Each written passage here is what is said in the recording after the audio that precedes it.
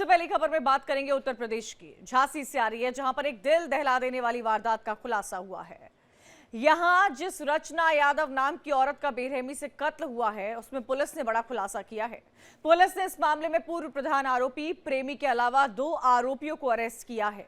अभी इस मामले का तीसरा आरोपी जो है वो फरार बताया जा रहा है। अगली बड़ी खबर का रुख करेंगे, जो कि एमपी से आ रही है, जहां पर भोपाल में ड्रग्स तस्करी और रेप केस के आरोपी यासीन और शाहवर मछली के परिवार की 3 मंजिला कोठी तोड़ने की कार्रवाई जारी है। नगर निगम और पुलिस का यह दस्ता 6 जेसीबी और पोकलेन मशीनों से 15,000 स्क्वायर फीट सरकारी जमीन पर बनाई गई इस अवैध इमारत को ढहाने में लगा हुआ है।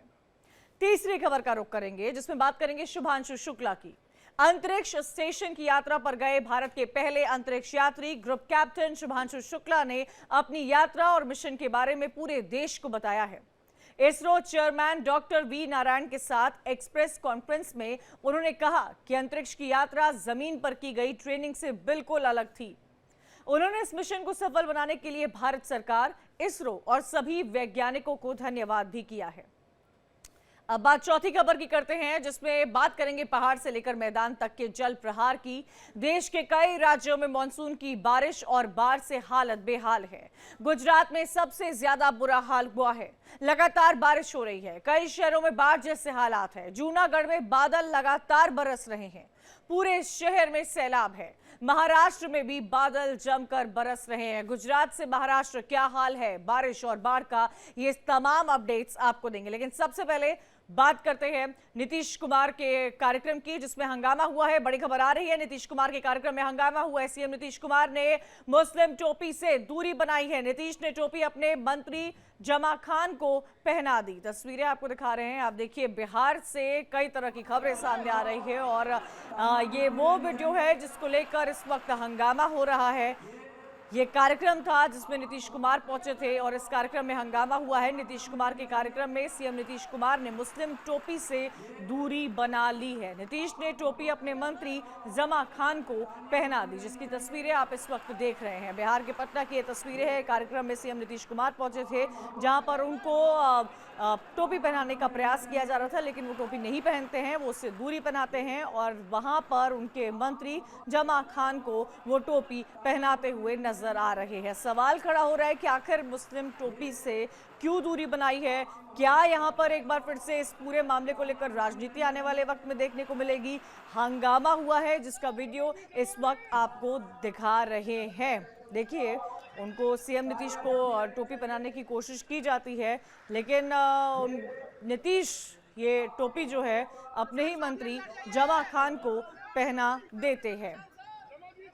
तो बिहार के पटना का एक कार्यक्रम, जहां पर सीएम नीतीश पहुंचे थे, इस कार्यक्रम को लेकर अभी हंगामा हो रहा है। तो देखिए, नीतीश ने टोपी किस तरह नहीं पहनते हैं नीतीश टोपी, और जो टोपी होती है वो अपने मंत्री जमा खान को पहना देते हैं। आगे बढ़ते हैं और अपनी सबसे पहली और अहम खबर का रुख करते हैं, जो कि उत्तर प्रदेश के झांसी से आ रही है। दिल दहला देने वाली वारदात का खुलासा हुआ है। जिस रचना यादव नाम की लेडी का बेरहमी से कत्ल हुआ है, पुलिस ने अब इस मामले में बड़ा खुलासा किया है। इस मामले में पूर्व प्रधान आरोपी प्रेमी के अलावा 2 आरोपियों को अरेस्ट किया गया है। इस मामले का तीसरा आरोपी फरार बताया जा रहा है। महिला शादी के लिए प्रेमी पर दबाव डाल रही थी, जिससे परेशान होकर उसने अपने भतीजे और साथी संग गला दबाकर उसकी हत्या कर दी। पहचान छिपाने के लिए शव के 7 टुकड़े कर अलग अलग जगह फेंक दिए। 7 दिन बाद महिला की पहचान रचना यादव के रूप में हुई है। जांच में यह सामने आया है, महेबा का पूर्व प्रधान पति संजय पटेल रचना से लिव इन रिलेशनशिप में रहता था। महिला शादी और पैसों के लिए दबाव बना रही थी। इससे परेशान होकर संजय ने अपने भतीजे संदीप पटेल और साथी प्रदीप अहिरवार के साथ मिलकर रचना की हत्या कर दी। तो पुलिस ने ये ब्लाइंड मर्डर का खुलासा किया है। हत्या करने के बाद लोग डर जाते हैं वो लोग, और उसके बाद उसके 7 टुकड़े किए जाते हैं रचना के। उक्त महिला का नाम है रचना यादव, जो तीतमगढ़ की निवासी थी, और जो अक्यूज्ड है, जिन्होंने ये घटना कारित की है, ये उनका नाम है संदीप संजय पटेल। प्रथम दृष्टया पूछताछ के दौरान ये पता चला कि एक पर्टिकुलर मुकदमा जो ये उक्त महिला ने अपने पूर्व पति के ऊपर जो पति और उनके परिवार के ऊपर लिखवाया था, उसका पैरवी ये जो संजय पटेल जो पूर्व प्रधान भी था महेवा गांव के, वो उसका पैरवी कर रहा था। उसी दौरान इस महिला के साथ उनके संबंध बन गए। संबंध में जो निजी संबंधों में जो तनाव आया है, बाद में शादी करने हेतु वगैरह जो महिला उनको दबाव बना रही थी, पैसे के संबंध में कुछ तनाव थी, उसी में इन्होंने षड्यंत्र रचाया और तीनों ने उस महिला को मार भी दिया और इस घटना का अंजाम दिया है। तो 7 टुकड़ों में रचना पांडे का शव मिला है, जिसने पूरे इलाके में हड़कंप मचा दिया है। कई सारे सवाल खड़े किए जा रहे हैं, लेकिन पुलिस ने तुरंत सतर्कता दिखाई और कार्रवाई की है। अब तक इस पूरे मामले पर क्या अपडेट है, वो अभिषेक पांडे हमारे साथ जुड़ गए, सीधा उनका रुख करते हैं। अभिषेक, क्या जानकारी मिल पा रही है? जिस तरह से मामला सामने आया, पूरे इलाके में सनसनी फैल गई है। लोग कल्पना भी नहीं कर सकते हैं, अगर कोई वाद विवाद था तो वो सुलझाया जा सकता था, अपने अपने रास्ते दोनों अपना लेते, लेकिन मारना, मर्डर करना, 7 टुकड़ों में उसको, उसके शव को इस तरह तोड़ना कि कोई ढूंढ ही ना पाए, ये मानसिक प्रवृत्ति दर्शा रही है। क्या अब तक अपडेट मिल पा रहा है अभिषेक? देखिए, पूरी तरीके से कोल्ड ब्लडेड सोची समझी साजिश के तहत यह हत्या हुई थी और पुलिस के लिए एक बड़ी चुनौती थी। आप ये समझिए कि अगर एक कुएं में इस तरीके की लाश मिलती है कि सर और पैर कहीं और है, बॉडी के पार्ट्स अलग अलग हिस्सों में है, तो पुलिस के लिए एक बड़ी चुनौती थी। झांसी पुलिस ने इस चुनौती को लिया। एसएसपी झांसी से बात हुई तो उन्होंने इस बात का जिक्र किया कि हमारे लिए एक बड़ा चैलेंज था, इसीलिए 18 टीमें बनाई गई। लगभग 500 सीसीटीवी जो आसपास के इलाकों में थे, उस सर्विलांस सिस्टम के ज़रिए उनको ट्रैक किया गया। आसपास जो भी मोबाइल नंबर्स जो एक्टिवेट थे, उनके IMIs के ज़रिए ट्रैक किया गया कि इस इलाके में गतिविधियाँ कहाँ कहाँ रही हैं, कौन कौन से नंबर एक्टिवेट रहे हैं। तो पुलिस की 18 टीमों ने दिन रात काम किया है और लगभग एक हफ्ते के बाद एक सफलता मिली है और ये पता चला है कि जिस महिला का ये शव हो मध्य प्रदेश की रहने वाली है और उसके जानने वाले ने ही ये हत्या की है। अपने एक भतीजे और अपने एक साथी के साथ हत्या की थी।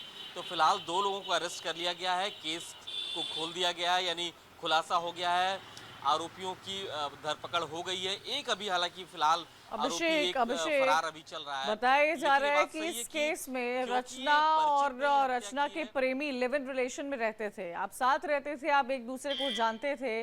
क्या किसी के परिवार वालों को भनक नहीं थी कि वो दोनों एक दूसरे के साथ रहते हैं?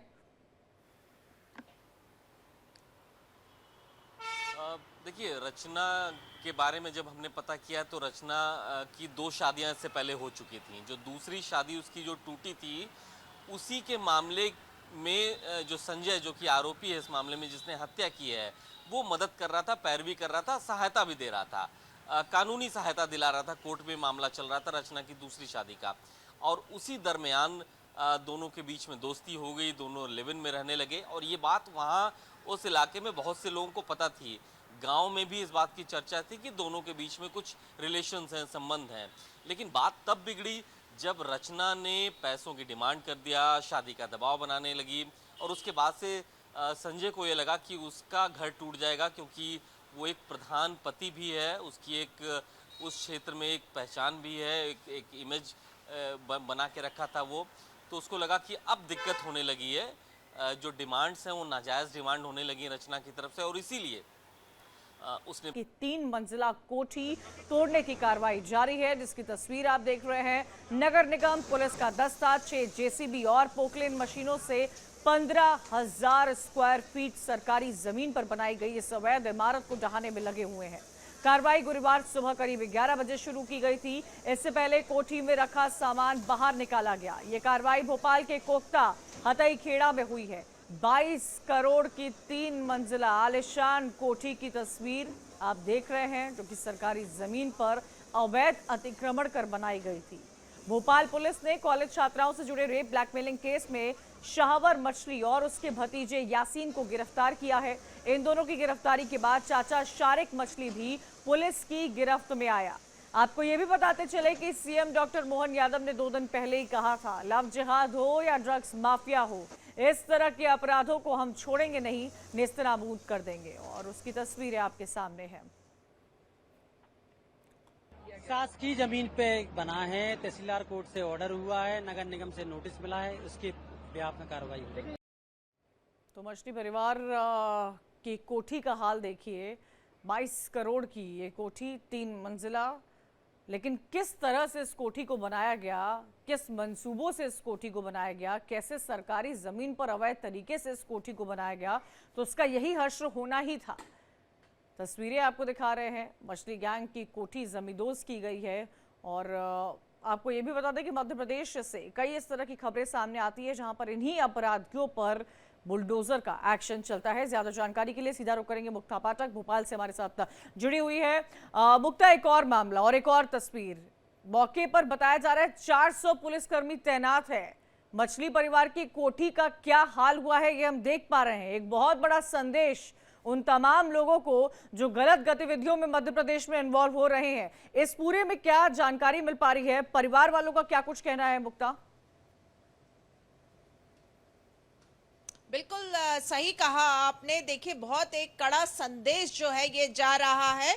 खास करके अगर हम बात करें, जिस तरह से बात करें, अभी 2 दिन पहले ही मुख्यमंत्री डॉक्टर मोहन यादव ने बिल्कुल स्पष्ट रूप से ये कहा था, मंच से ऐलान किया था कि कोई भी जो लव जिहाद, ड्रग जिहाद और लैंड जिहाद में लिप्त पाया जाएगा उस पे प्रशासन बिल्कुल भी कोताही नहीं बरतेगी। और वही देखिए लगातार जो है संदेश देने की कोशिश की जा रही है। और आज जिस तरह से 3 मंजिला करोड़ों का ये जो आलीशान जो बंगला है, ये लगभग 1 एकड़ में फैला हुआ था और पूरे जो सरकारी जो जमीन है उस पर अतिक्रमण करके ये जो है बनाया हुआ था। इस पर जो है इसको जो है पूरी तरह से जो है इस पे बुलडोजर चला के इसको नष्ट कर दिया गया। 400 पुलिसकर्मी थे, अलग अलग थानों से पुलिसकर्मी थे, 10 से ज्यादा बुलडोजर थे, पूरा प्रशासन मौजूद था। एकदम सख्त कार्रवाई। देखिए, ये तो अतिक्रमण का बात हुआ, लेकिन यही जो परिवार है, मछली परिवार है, ये अभी जो इन दिनों जो ड्रग जिहाद की जो किस्सा आया था, लव जिहाद का आया था, उस सब से जुड़ा हुआ है। तो एक तरीके से, और जिस तरीके से सरकारी जमीन पे अतिक्रमण है उसको जो आज बुलडोजर के तहत में हटाया गया, तो एक बड़ा स्ट्रॉन्ग मैसेज, एक क्लियर मैसेज देने की कोशिश की गई है। कोशिश क्या, बिल्कुल दिया ही गया है कि देखिए इस तरह की कोई भी कार्रवाई में कोई भी लिप्त होगा तो उसको बख्शा नहीं जाएगा। और यहाँ पे आपको बताना चाहूंगी, ये मछली परिवार जो है पिछले 4 दशक से संघ से जुड़ा हुआ है, बीजेपी से जुड़ा हुआ है, तमाम बीजेपी के बड़े नेताओं से ताल्लुकात है। उसके बाद भी एक साफ संदेश है कि गलत काम करेंगे तो आप पे कार्रवाई होगी। मुक्ता, नाम तो मछली परिवार और काम ड्रग्स बेचने का, कितना बड़ा एक तरह से स्कैम है और कहां से ये हौसले लाते हैं ऐसे लोग? इतना बड़ा बड़ा आलिशान बंगला, इतनी बड़ी बड़ी कोठियां बनवा लेते हैं, सरकारी जमीन पर अवैध तरीके से बनवा लेते हैं, ड्रग्स का कारोबार करते हैं, मध्य प्रदेश के युवाओं को फंसाने की, बरगलाने की कोशिश करते हैं। लेकिन एक बात तो साफ है, जिनके ऐसे मंसूबे भी होंगे उन पर प्रशासन का बुलडोजर चलेगा। जी बिल्कुल, बिल्कुल सही कहा आपने। देखिए, इनका जो काम है, मछली व्यापार से जुड़े हुए हैं, कॉन्ट्रैक्ट्स इनको पूरे मिलते थे, तो इसीलिए इनका नाम भी जो है मछली, जो है इनको मछली के रूप, सरनेम जो है मछली इनका पड़ गया और सालों से इनको मछली के परिवार के रूप में जाना गया। लेकिन आगे चल के जो है ये ड्रग जिहाद, जैसे नाइट क्लब्स में जो है ड्रग सप्लाई करना, पहले फ्री में देना लड़कियों को, जब लत लग जाए तो फिर उनको पेडलर के रूप में यूज करना, फिर उनको पार्टियों में नचवाना, फिर उनके वीडियोस बनाना, अश्लील वीडियो बनाना, और उसके बाद जब वो पूरी तरह जब फंस जाएं तो उसके बाद धर्मांतरण का आरोप का दबाव बनाना। साथ में अभी कुछ दिन पहले जो टीआईटी कॉलेज का मामला लव जिहाद का आया था, वो भी जो है पूरा इनके ऊपर जो शक की सुई है कि यही जो है मुस्लिम लड़कों को कहते थे कि हिंदू लड़कियों को आप फंसाइए, जो फाइनेंशियली वीक हैं उनको फिर पैसे का और उनके साथ संबंध बनाइए, वीडियोस बनाइए और फिर उनको धमका के जो है धर्मांतरण का आरोप। तो इस तरह से ड्रग का यूज करके, लव यूज करके लगातार जो है ये ड्रग जिहाद, लव जिहाद की बात आ रही है, ये सब में ये लिप्त पाए जा रहे हैं। जी शुक्रिया मुक्ता जानकारी देने के लिए। तो देखिए क्या इस वक्त मध्य प्रदेश में हो रहा है, किस तरह से प्रशासन का बुलडोजर चलता हुआ नजर आ रहा है। आगे बढ़ते और अब बात करते हैं अंतरिक्ष यात्री और ग्रुप कैप्टन शुभांशु शुक्ला की, जिन्होंने अंतर्राष्ट्रीय अंतरिक्ष स्टेशन के सफल मिशन के बाद दिल्ली में रक्षा मंत्री राजनाथ सिंह से मुलाकात की है। इससे पहले सोमवार को शुक्ला ने प्रधानमंत्री मोदी से भी मुलाकात की है। शुक्ला ISS के लिए एक्सियोम 4 मिशन के पायलट थे। नासा मिशन पूरा करने के बाद वो 15 जुलाई को पृथ्वी पर लौटे और रविवार तड़के राष्ट्रीय राजधानी पहुंचे। दिल्ली में मीडिया सेंटर में प्रेस कॉन्फ्रेंस की, अपनी ऐतिहासिक अंतरिक्ष यात्रा का अनुभव भी साझा किया।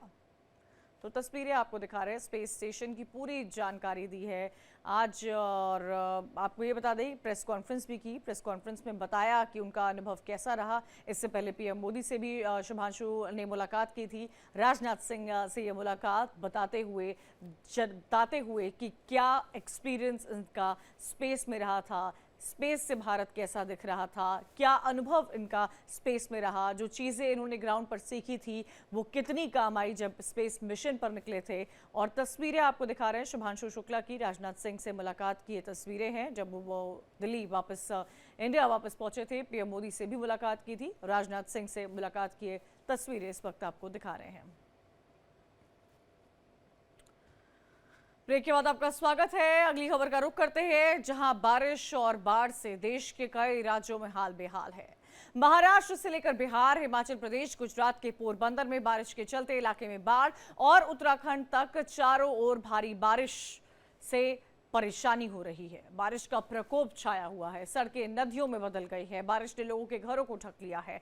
सबसे दर्दनाक मंजर पहाड़ी राज्यों में है। उत्तराखंड और हिमाचल प्रदेश में भूस्खलन और तेज बारिश से कई लोगों को जान जा रही है। बात अगर राजस्थान की करें तो 12 जिले में लगातार हो रही मूसलाधार बारिश ने लोगों की मुश्किलें बढ़ा दी है। पिछले 2 दिनों में बरसात हो रही है और जिसके चलते नदी नाले में उफान है। कई ग्रामीण संपर्क मार्ग पूरी तरह से बाधित हो गया है। वहीं कानपुर के पास के गांव में गंगा का जलस्तर बढ़ने से हालात गंभीर बने हुए हैं। गंगा के उफान के कारण ये पूरा गांव टापू बन गया है, बाहरी दुनिया से कटा हुआ है।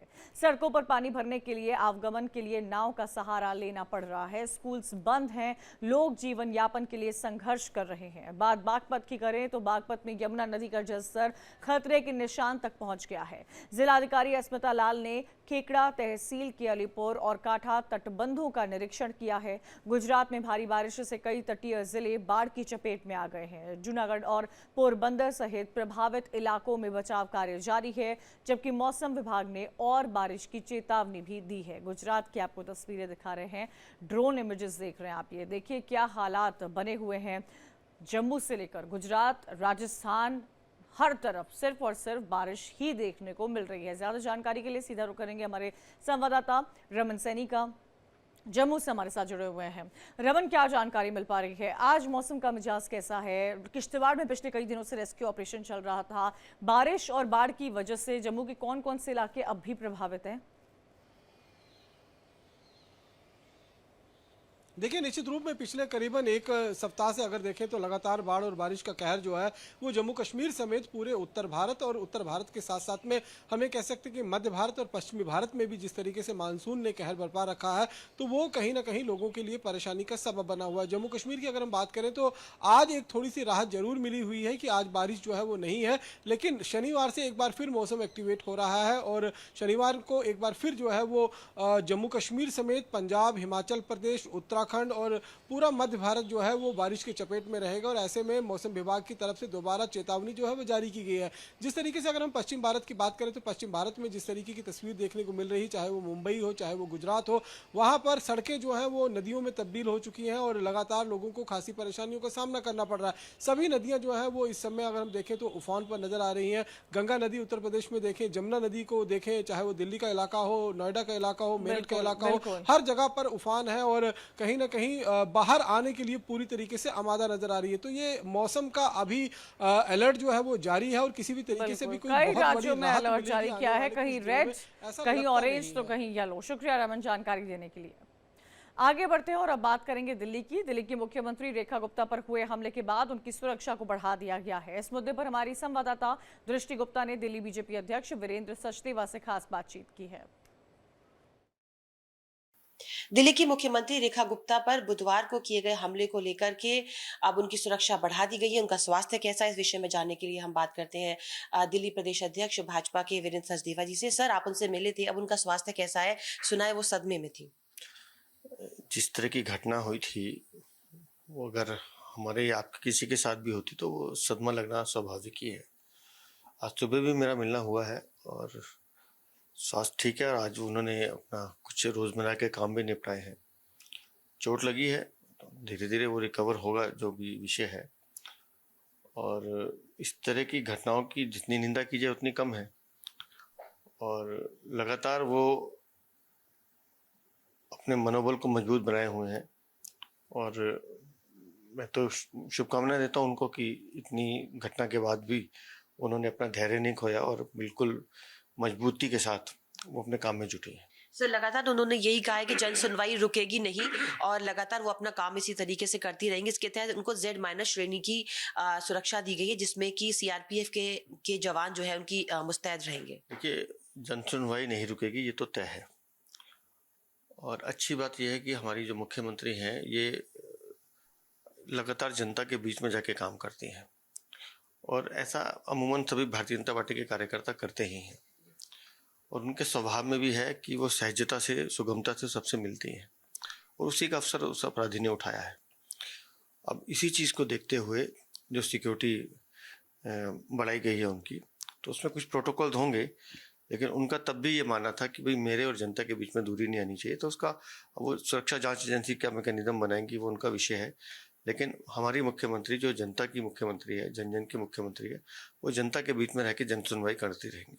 सर, इस तरह के हमले और भी कई पार्टी से कई नेताओं पे हुए हैं, तो इस तरह के हमले को आप राजनीतिक कारणों से किस तरीके से देखते हैं? देखिए, मेरा सीधा सा मानना है कि राजनीतिक क्षेत्र में जो सामाजिक क्षेत्र में काम कर रहे हैं, पक्ष विपक्ष दोनों होते हैं, लेकिन हिंसा का कहीं स्थान नहीं है।